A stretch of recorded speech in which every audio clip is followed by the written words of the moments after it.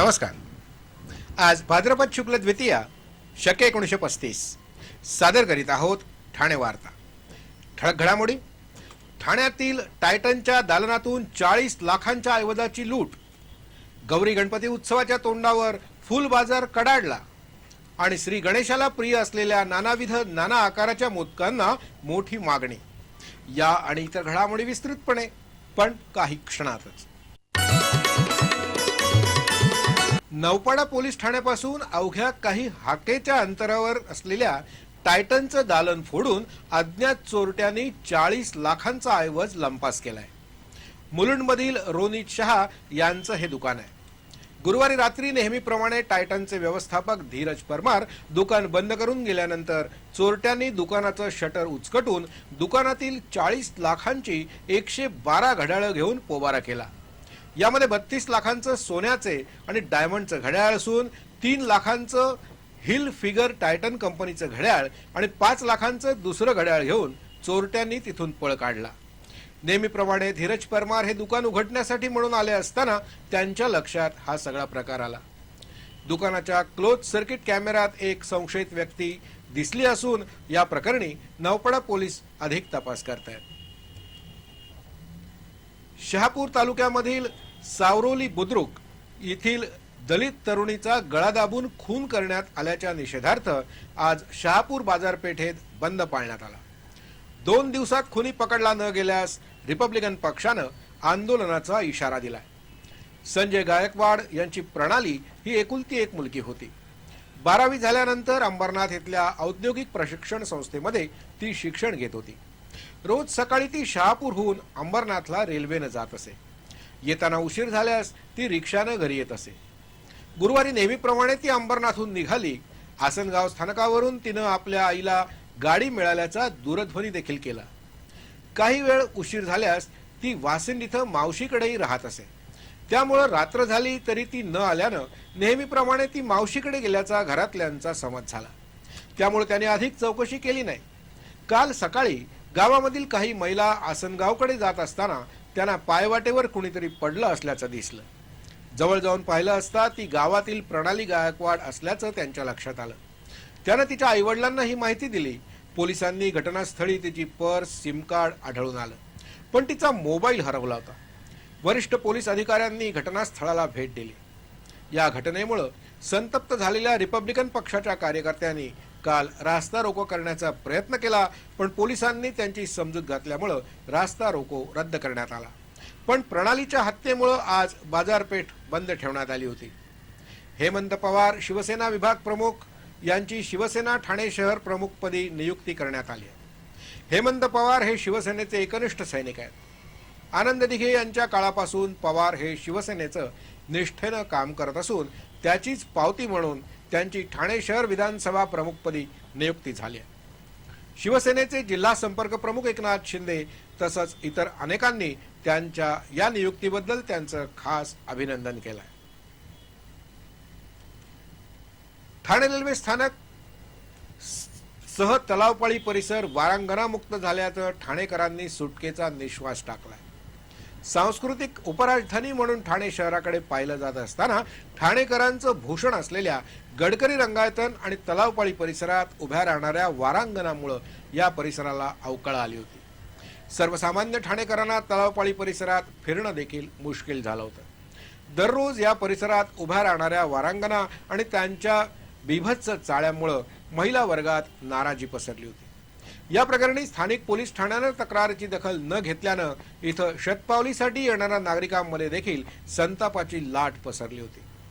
दरम्यान शहरातील पत्रकारांच्या शिष्टमंडळानं केलेल्या तक्रारींची गंभीर दखल घेत पोलीस आयुक्त के.पी. रघुवंशी यांनी तलावपाळी आणि रेल्वे स्थानक परिसरातील वारांगणावर कारवाईचे आदेश दिले।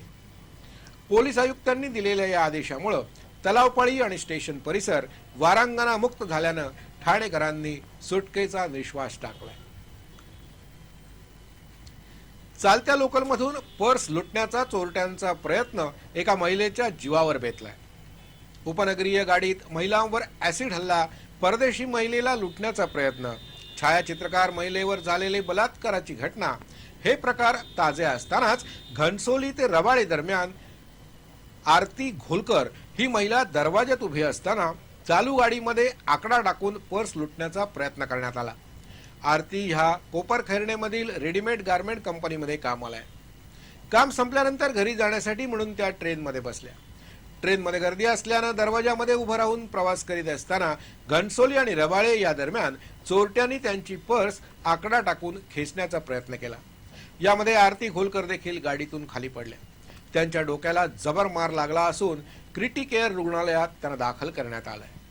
त्यांच्या बरोबर प्रवास करणाऱ्या छाया चोकटे आणि गीतांजली बांदेकर यांनी सांगितलं की पडताना त्यांची किंकाळी ऐकू आली, तेव्हाच त्या गाडीतून पडल्याचं आमच्या लक्षात आलं। त्यांच्या गळ्यातील मंगळसूत्र देखील चोरीला गेलंय। असे प्रकार घडत राहिले तर महिलांनी प्रवास तरी कसा करायचा अशी विचारणा महिला प्रवाशांकडून होते। गौरी गणपतीचं आगमन आता अगदी तोंडावर आलं असून ठाण्याच्या बाजारात खरेदीसाठी नागरिकांची एकच झुंबड उडाली आहे। ठाण्याचा फुल बाजार मात्र चांगलाच कडाडला असून गणपतीला प्रिय असलेल्या केवड्याच्या एका कणसाची किंमत कडाडली आहे। श्री गणेशाचं आगमन सोमवारी होत आहे। ठाण्याच्या बाजारात एकच झुंबड उडाली असून खरेदीला उधाण आलंय। केवड्याच्या एका पानाची किंमत 50 रुपयांपासून 150 रुपयांपर्यंत गेली आहे, तर कणसाची किंमत 250 रुपयांपासून आहे। गणपतीला लागणाऱ्या दुर्वांना देखील चढा भाव आलाय। दुर्वांची जुडी जाडीनुसार 25 रुपयापासून 50 रुपयांपर्यंत विकली जाते। ठाण्याचा फुल बाजार विविध प्रकारच्या सुंदर आणि आकर्षक फुलांनी सजला असला तरी त्याचे भाव मात्र गगनाला भिडलेत। गुलाब, जास्वंद, लाल कापरी या लाल रंगाच्या फुलांचे भाव आकाशाला भिडले असून झेंडू, शेवंती, गुलछडी, लिली, काकडा, तेरडा, मोगरा, चमेली ही फुलं तुलनेनं त्यापेक्षा थोडी स्वस्त आहे। फुलांचा व्यवसाय हा खरं तर शेअर बाजारासारखा आहे। दररोज त्यात शेअर भावाप्रमाणे चढ उतार होत असतो। श्रावण महिन्यापासून दिवाळीपर्यंतचे दिवस फुलांचेच असतात, पण प्रामुख्यानं पुण्याच्या गुलटेकडी फुल मार्केटमधील लिलावाच्या बोलीवर हा धंदा चालत असल्यानं भावामध्ये चढ उतार हे या व्यवसायाचं व्यवच्छेदक लक्षण आहे। फुल शेती करणारे शेतकरी पुण्याच्या मार्केटमध्ये माल देतात। सणासुदीला फुलांना मोठीच मागणी असल्यानं या सीझनच्या दिवसामध्ये ठाण्याच्या फुल बाजारात अक्षरशः लाखो रुपयांची उलाढाल होते। ठाण्याच्या चेंदणी दत्त मंदिर परिसरात घाऊक फुलांची 7 ते 8 दुकानं असून अनेक ठोकळ फुल विक्रेते तिथूनच फुलांची खरेदी करतात। अनेक विक्रेते दादरच्या फुल बाजारातून फुलं खरेदी करून इथं विक्रीसाठी आणतात। उद्या असणाऱ्या हरितालिकेच्या पार्श्वभूमीवर फुलांचे दर आजपासूनच चढे झाल्याचं दिसून आलं। गणपतीला मोदक प्रिय आहेत। बाजारात सध्या विविध प्रकारचे मोदक बघायला मिळतात। सण उत्सव म्हटलं की सगळ्याचेच भाव गगनाला भिडलेले असतात। मोदकही यातून सुटले नसून सध्या 700 रुपयापासून 5000 रुपये किलोपर्यंत विविध प्रकारचे मोदक बाजारात उपलब्ध आहेत। हे मोदक खरेदी करण्यासाठी गणेश भक्तांची एकच झुंबड उडाल्याचं दिसतंय। पूर्वी फक्त उकडीचे आणि सारणाचेच मोदक पाहायला मिळत, नंतर त्यात माव्याच्या मोदकांची भर पडली। आता मात्र बदाम, स्ट्रॉबेरी, अंजीर, केशर मँगो, मँगो, चॉकलेट, बटरस्कॉच, खसखस अशा विविध प्रकारांबरोबरच विविध आकारांचे देखील मोदक दिसत आहेत। उद्या हरतालिका। घरोघरी हरतालिका पूजन मोठ्या भक्तिभावानं करण्यात येतं। पार्वतीनं शंकराला प्राप्त करून घेण्यासाठी हे व्रत केलं म्हणून मुलींनी हे व्रत करण्याची प्रथा आहे। सर्वसाधारणतः अविवाहित मुली योग्य पती मिळावा म्हणून हे व्रत करतात। पार्वती म्हणजे काली, ही दक्ष राजाची कन्या।